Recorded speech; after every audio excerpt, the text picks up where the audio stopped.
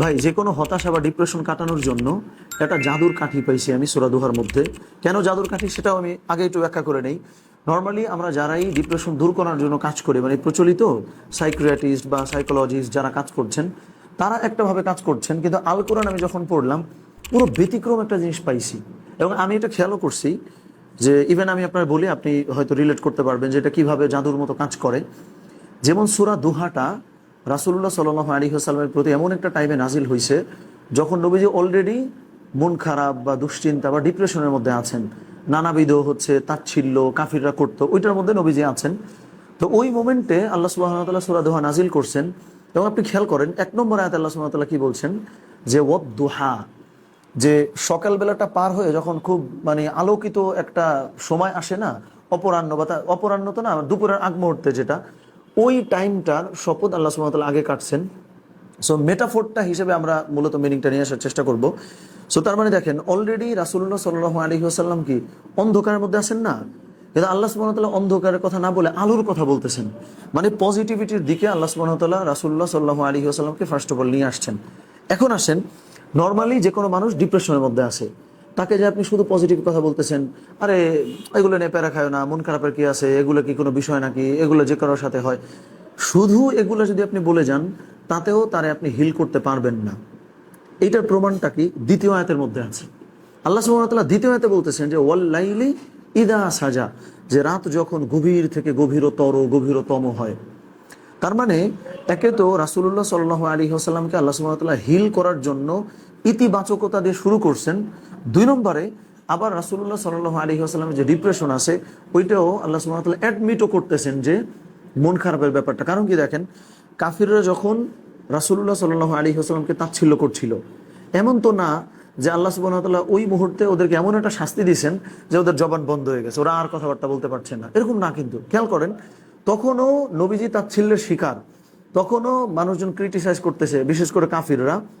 ওইটা আল্লাহ সুবহানাহু ওয়া তাআলা বন্ধ না করে রাসূলুল্লাহ সাল্লাল্লাহু আলাইহি ওয়াসাল্লামের মাইন্ডসেটটা চেঞ্জ করছেন। প্রথমত পজিটিভিটি আরও আছে সামনে, আমি পুরো ব্যাপারটা যেহেতু আমি বলছি যে জাদুর কাঠিটা আমি বলবো। 2 নম্বরে নবীজি যে ডিপ্রেশনে আছেন ওই ব্যাপারটাও কিন্তু আল্লাহ সুবহানাহু ওয়া তাআলা কি করলেন, অ্যাডমিট করলেন বা সান্ত্বনার সুরে সেটা প্রকাশ করলেন। 3 নম্বরে দেখেন আল্লাহ সুবহানাহু ওয়া তাআলা বলতেছেন মা ওয়াদ্দাআকা রব্বুকা ওয়া মা ক্বালা, যে আমি যে তোমার মন খারাপ করার দরকার নাই, তোমার দিন ভালো আসবে এটাই বলে ক্ষান্ত হইলাম তা না, তোমার রব তো তোমাকে ছেড়ে যান নাই। তার মানে হইল একজন সাইকোলজিস্ট বা সাইকিয়াট্রিস্ট যেই ওয়ার্ডই আপনি বলেন, উনি আপনারে নির্দিষ্ট একটা গাইডলাইন দিয়ে দিল, একটা হিলিং কিছু মেডিসিনস বা কিছুটা দিয়ে দিল, দিয়ে ওনার সাথে আপনি আর কানেক্টেড নাই। আপনার যখনই মন খারাপ তারে আপনি বলতে পারছেন না, কারণ আপনি তারে পে করছেন 1 ঘন্টার জন্য 1.5 ঘন্টার জন্য, এটা দিয়ে সে আপনার পাঠাই দিছে। কিন্তু আল্লাহ সুবহানাহু ওয়া তাআলা কিন্তু একটা ডিফারেন্ট অ্যাপ্রোচ বলতেছেন যে যখনই তুমি কারোর হিলিং করতেছো, তারা সামহাও কোনো একটা কমিউনিটির সাথে এঙ্গেজ করে দাও, যে তার মন খারাপ সে ডিসকাস করতে পারে, তার মন খারাপ সে শেয়ার করতে পারছে। কারণ ওই যে আল্লাহ সুবহানাহু ওয়া তাআলা বললেন যে মা ওয়াদ্দাআকা রব্বুকা ওয়া মা ক্বালা, যে তোমার আমি খালি বললাম যে তোমার হচ্ছে মন খারাপের কিছু নাই, তোমার দিন তো ফিরবেই, এটা না। মানে মা ওয়াদ্দাআকা রব্বুকা ওয়া মা ক্বালা, যে তোমার প্রভু তোমাকে ছেড়ে যান নাই, তোমার রব তোমাকে ছেড়ে যান নাই। তার মানে ধরেন মডার্ন মানে ব্যাপারগুলো নিয়ে যারাই কাজ করছে তারা কিন্তু এই কানেকশনটা করায় দেয় না ম্যাক্সিমাম টাইমে। হিলিংটা করি আমরা, সামটাইমস হিলিংটাও হয়ে যায়, বাট এটা সাস্টেইনেবল হয় না। কারণ কোরআনিক সূরা দোহার মধ্যে যে মডেল, এই মডেলে আমরা অনেকে কিন্তু কাজ করছি না। আরও বলি দেখেন, এরপরে আল্লাহ সুবহানাহু ওয়া তাআলা এখানেই বলে দিচ্ছেন, নর্মালি আল কোরআনে যদি আল্লাহ সুবহানাহু ওয়া তাআলা একটা সিম্পল বাক্য বলেন যে এরপরে তোমাদের জন্য এটা ওয়েট করছে বা এরপরে তোমাদের জন্য এটা আসবে, ওইটাই তো আমাদের জন্য আসবে, তাই না? কিন্তু সেইখানে আল্লাহ সুবহানাহু ওয়া তাআলা বলছেন যে ওয়ালাল আখিরাতু খায়রুল লাকা মিনাল উলা, মানে ওয়ালা লা আরবিতে এটা আপনি হয়তো জানেন যে লা মানে কিন্তু নিশ্চয়ই বোঝায়। যেখানে খুব সিম্পলি আল্লাহ সুবহানাহু ওয়া তাআলা রাসূলুল্লাহ সাল্লাল্লাহু আলাইহি ওয়াসাল্লামকে এটা বললেই হয়ে যাইতো যে এরপরে তোমার জন্য ভালো কিছু আছে, এইটা না বলে আল্লাহ সুবহানাহু ওয়া তাআলা বললেন নিশ্চয়ই এরপরে তোমার জন্য ভালো কিছু আছে। তার মানে হলো আপনি যখন কাউকে হিলিং করবেন, যারে যখন ডিপ্রেশন থেকে বের করে নিয়ে আসার চেষ্টা করবেন, একে তো তার মানে বর্তমান টাইমটা আপনি ভালো করার চেষ্টা করতেছেন, ডিপ্রেশনটা দূর করছেন, পাশাপাশি খুবই গুরুত্বপূর্ণ যে জিনিসটা আপনাকে করা লাগবে, ও ডিপ্রেশন থেকে বের হওয়ার পরে ওর যে ভিশন, ওর যে ফিউচার, এই ব্যাপারটা ওর সামনে প্রপারলি ভিজুয়ালাইজ করে দেয়া, যে তুমি যদি এখান থেকে জাস্ট একটু হিলিং করতে পারো তাহলে তোমার এই তোমার জন্য ওয়েট করছে।